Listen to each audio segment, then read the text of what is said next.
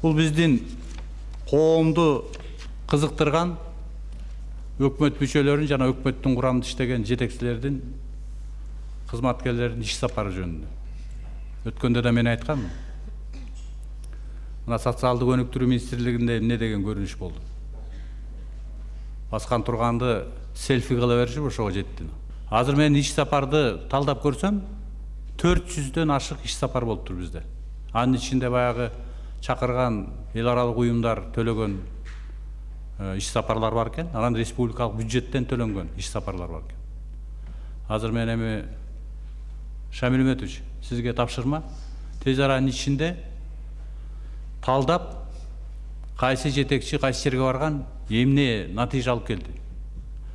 Кээ бир бар экен, эрте кетет 2-3 күн мурун. 2-3 күн мурун барып эмне даярданабы, эмне кылат? Доклад эле жок. Барганда баяндаган деле бир материал жок. 2-3 күн эрте барышат. Бул эми мен билем да, финансылык уюмдар менен сүйлөшкөндө бир 2-3 күн мурунураак берип койсоңор дейт. Алар эми сыйлаган үчүн берип коет. Ушунун баарын тартипке алып келишибиз керекпиз. Барган иш сапардан экономикабызга жетекчи болуп аткан министрликке, мамлекеттик уюмга пайдасы болбосо анда барбаш керек. Биз эми токтойлу да, 90-жылда чет жакка чыгып көрбөгөн баарыбыз бир сыйра барганбыз. Дагы эле ошол өнөкөт менен келатабыз да. Ошон үчүн Шамил Үмөтович, тез аранын ичинде ар бир министрлик боюнча. Азыр мен статистикасын айтып көрсөм, абдан чоң, бир жылда 17, 18, 20 жолу баргандар бар экен. 20 күн жүрүп алгандар бар экен.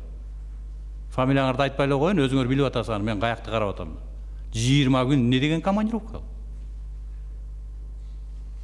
Не деген иш сапар? Анда окуу бул, студент бул кандай? Талдоо жүргүзүп, отчетун алышыбыз керек.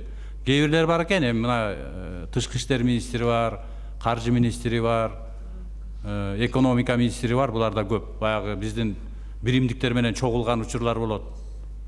Аларга эме жок. Барып иштеп, жолугушуп, маселени чечип келип атса. Бирок барып алып семинар деп жүргөндөр министрге семинар болбойт го дейм. Кээ бирлери бар экен, жөнөкөй адис катышчу жерге өзү баргандар бар экен. Мындай көрүнүштү токтотпосок, жана урматтуу депутаттарыбыздын айтып атканы дагы туура. Элибиздин айтып атканы да туура да. Барганда тартип боюнча жетекчиликти мына биз улуксат беришибиз керек. Эмне тема менен кетип атат, натыйжасы эмне болот? Келип анан отчет бериш керек. Биз кол койгондо отчетун берсин десек, кээ бирлер бербептир. Теңинен көбүңөр ошондой экенсиңер, урматтуу коллегалар. Барганда эми унутуп калат да, алардын жумушу көп деп иштеп койсо. Азыр ар бирин текшертели деп атабыз. Кимден кандай жыйынтык болуп атат? Ушул жагына көңүл бөлгүлө, бул эми коомдун өзүнүн азыр көтөрүп аткан, талап кылып аткан маселеси. Биз эгерде тартипти андай алып келе албасак, бизди көрүп аткан биздин ишибиздеги коллегалар деле өзүлөрү барганда, иш сапарга барганда ошондой мамиле кылып атат да. Ар бир иш сапарда бир натыйжа болуш керек.